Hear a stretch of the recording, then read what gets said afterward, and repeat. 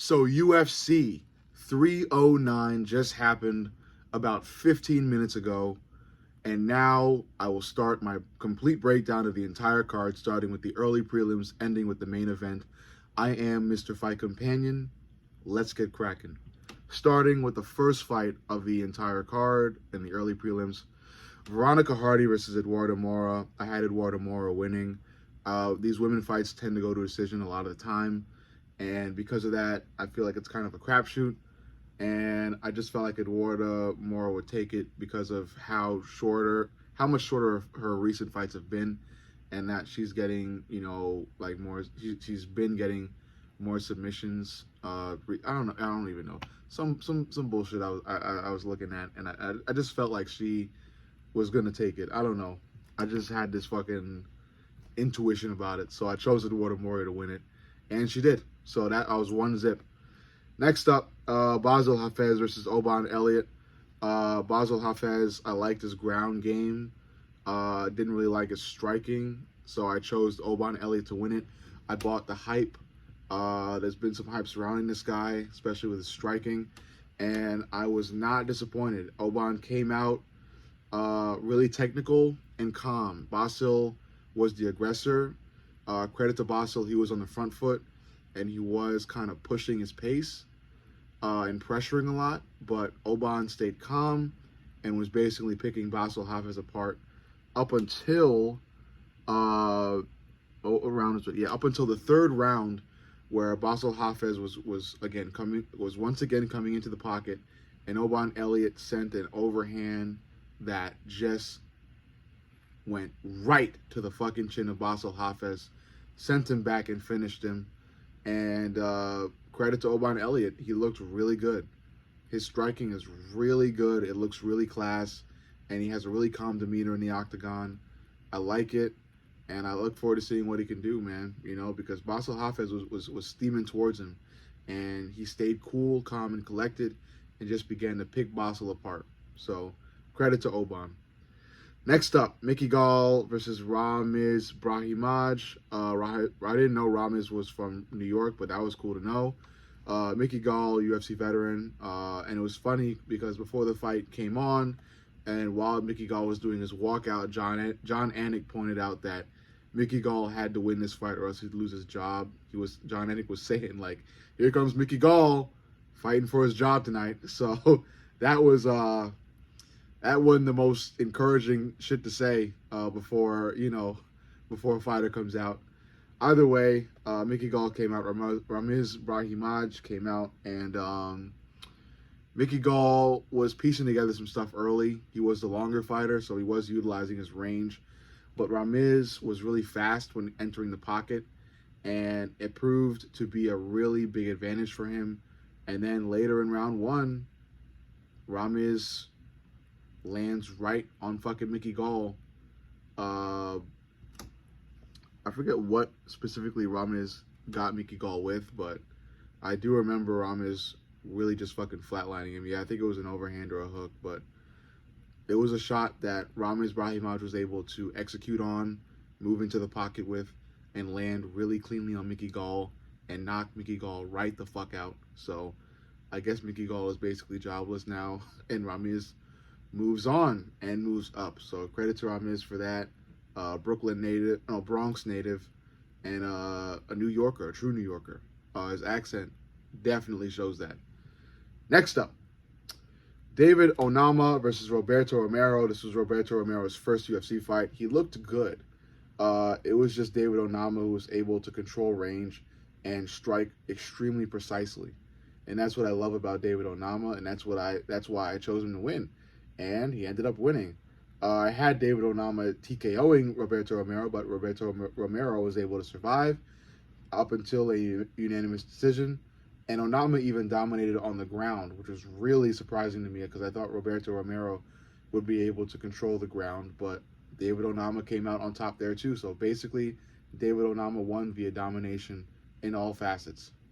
So credit to David Onama. Look forward to seeing what he can do soon, Next up, Jim Miller versus Damon Jackson. Jim fucking Miller. He was the underdog, and I went with him. So far, I was perfect on the card, and I was even perfect with this fight pick. I chose Jim Miller to win it. Lo and behold, he did. The striking was dicey to start out. Damon Jackson did look to be a bit faster. And then Damon Jackson made the mistake of going right to the ground game. He went for a single leg. And then in going for the single leg, left his whole fucking neck open for Jim Miller to wrap his arms around and secure a guillotine and jump for it. Jim Miller jumps for it, cranks on it, and gets it. Damon Jackson humiliated because Damon Jackson is supposed to be this big submission star, and he ended up not really being that. After Jim Miller won, Damon Jackson apparently retired, dropped his gloves, and left, even denying an interview. So that's very, very, very humiliating for Damon Jackson, but a very, very, very big credit to Jim Miller, who is still a fucking legend and a badass at his old-ass age, still beating motherfuckers in the UFC. Credit to Jim Miller. Love him. Next up, Marcin Tybura versus Jonata Denise. This fight, I mean, almost immediately went to the ground because it's just two big fat boys throwing punches at each other. So Jonata Denise apparently kind of tripped Marcin Tybura, but even though it was him who tripped Marcin, he ended up below Marcin. Marcin ended up on top. And then from there, Marcin went on to control the ground for the full length of round one. And then I think it was in round two that Marcin once again was able to secure a takedown. I think Marcin went for a takedown. He brought Jonata to the ground, and then while on the ground, Marcin was able to secure a good position to throw elbows in. Marcin Tybura then proceeded to throw some really, really devastating, powerful, nasty elbows to the face of Jonata Denise, which ended up rearranging Jonata Denise's face right before the round ended. And once the round ended, Jonata Denise took a long while to get up, wobbling all over the place. So then he was apparently concussed by the rapid elbows of Marcin Tybura, which then led to a doctor stoppage. So Marcin Tybura wins via doctor stoppage. Great for Marcin Tybura. Devastating ground game for a heavyweight. Next up, Jonathan Martinez versus Marcus McGee. Marcus McGee, obviously being this up-and-comer, really hyped, well-rounded guy. I had Jonathan Martinez in this fight, and I was perfect in my fight picks until this fight. I thought Jonathan Martinez was going to be able to utilize his leg kicks to render Marcus McGee useless and probably have Marcus McGee submit just to the pain of the leg kicks alone. That didn't really happen in the first two rounds. Marcus McGee was styling on Jonathan Martinez, rapidly using combinations, really beautiful combinations, again and again and again, really just outclassing Jonathan Martinez, especially with his output being more busy than Jonathan Martinez was. A lot of that stuff. Jonathan Martinez did throw some leg kicks here and there, however, and by round three, apparently those few leg kicks did a bunch of fucking damage, which shows how powerful and nasty Jonathan Martinez's leg kicks are. Marcus McGee ended up hopping on one foot, and despite that happening, Jonathan Martinez refused to go for the finish and continuing. Jonathan Martinez refused to continue throwing leg kicks. That's really what it was. Because if Jonathan Martinez had thrown enough leg kicks, I feel like Marcus McGee would have submitted just because of the pain of the leg kicks alone. Didn't really happen. Jonathan Martinez was too stupid and fucking dumb and tried to, initiate clench work and then, tried to throw punches instead of kicks, and it was just fucking dumb. Talk about a fighter that just strays so far away from his gifts that he just looks fucking stupid. So Jonathan Martinez joins the dumb Mount Rushmore of fighters, with people like Jalen Taylor, and who else am I thinking about? Maybe just Jalen Turner, yeah. Next up, main event, Mauricio Rufy versus James Lontop. Mauricio Rufy, obviously being hyped because of his Conor McGregor-like style. I didn't really see Conor McGregor in this fight. Maybe earlier out I did, but Mauricio Rufy is nonetheless a sniper, a powerful one at that, and a really, really gifted and blessed striker.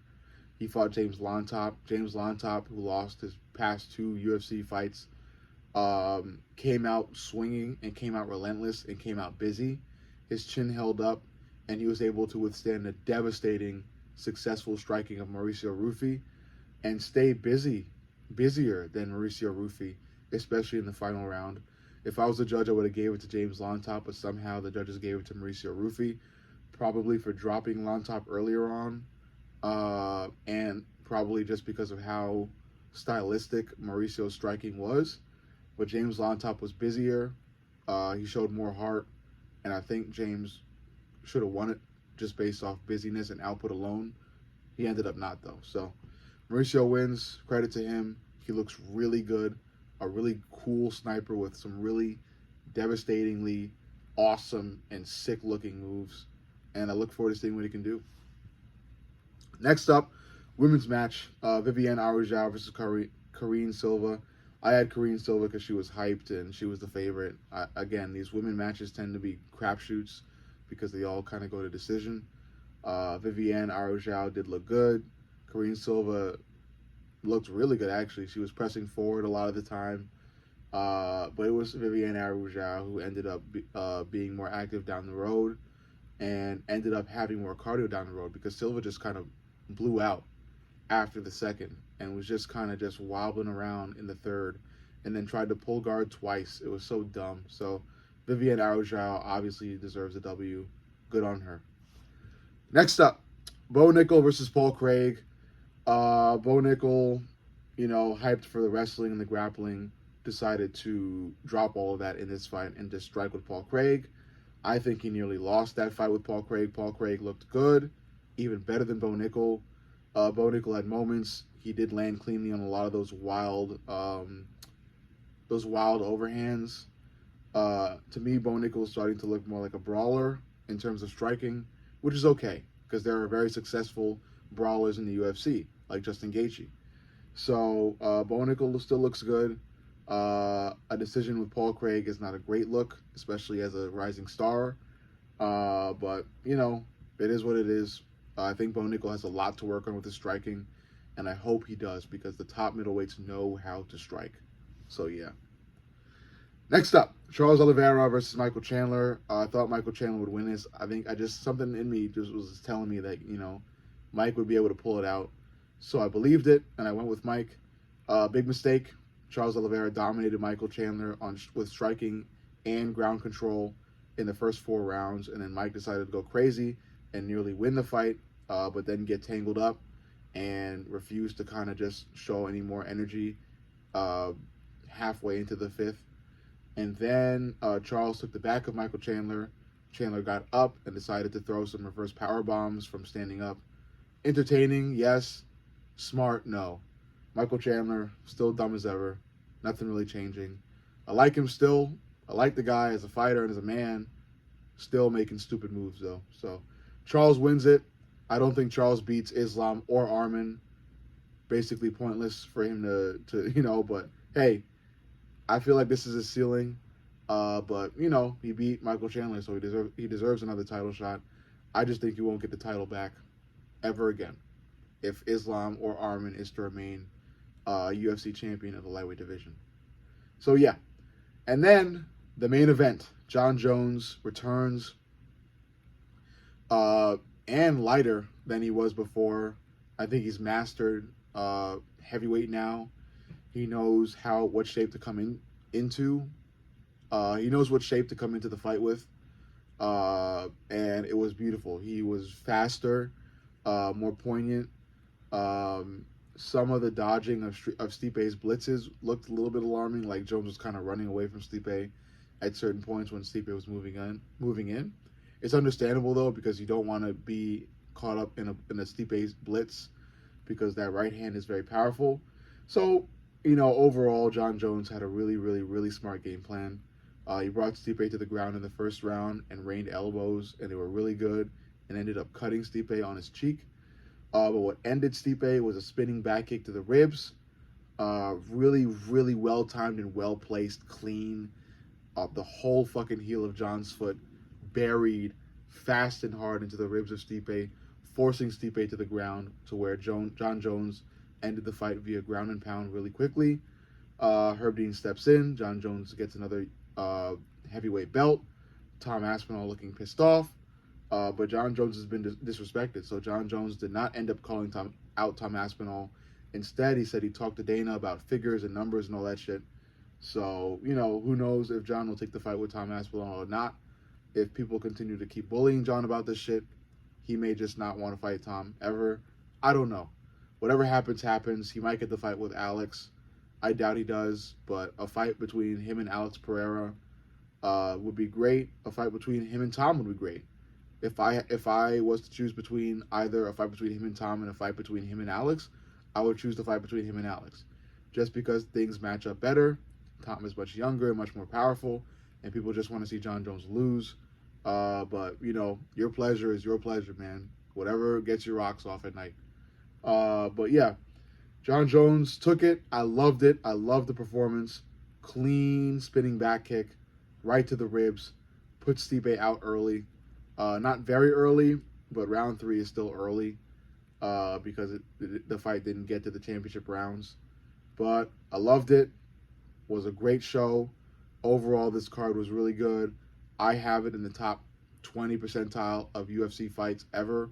I loved it. Maybe even top 15, top 10, but definitely top 20. I love this card. It was really good. Definitely a card that you can watch back and enjoy.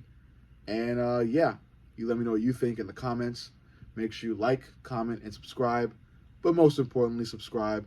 I love you guys. I am Mr. Fight Companion, and I'll see y'all in the next.